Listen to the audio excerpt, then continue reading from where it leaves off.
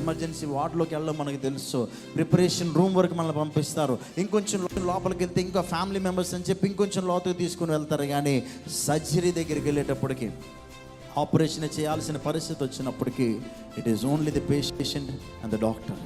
ఎవరుంటారనంటే తనతో పాటు ఎవ్వరు ఉండరు. కానీ ఎందుకు ఈరోజు ఆయన్ని విడిచిపెట్టి లోపలికి వెళ్ళడానికి గల కారణం ఏంటంటే, బయట మనం విడిచిపెట్టేయడానికి, కానీ ఆ వ్యక్తి లోపలికి వెళ్ళడానికి గల ఏకైక కారణం ఏంటో తెలుసా? బాగుపడి బయటికి రావాలని ఆశపడినట్లుగా నీ ఒంటరి ప్రయాణంలో, ఈరోజు నీ ఒంటరితనంలో, ఐసోలేటెడ్ లైఫ్లో దేవుడు నీకు నాకు నేర్పించాలనుకున్న పాఠం ఏంటంటే the value of being alone with God. నీ ఒంటరి జీవితాల్లో అందరిని విడిచిపెట్టి ఒక ఏకాంత స్థలముకు ప్రభువైన యేసుక్రీస్తు వారు వెళ్ళి దేవునితో గడిపిన స్థలంలో ఎటువంటి శక్తిని పొందుకున్నారో, ఎటువంటి బలాన్ని పొందుకున్నారో, ఎటువంటి కార్యాలు ఆయన చేయగలిగారో, అటువంటి వ్యక్తిగా దేవుడు నిన్ను నన్ను మార్చడానికి ఇష్టపడే దేవుడై ఉన్నాడు. అమ్మ నల్లలు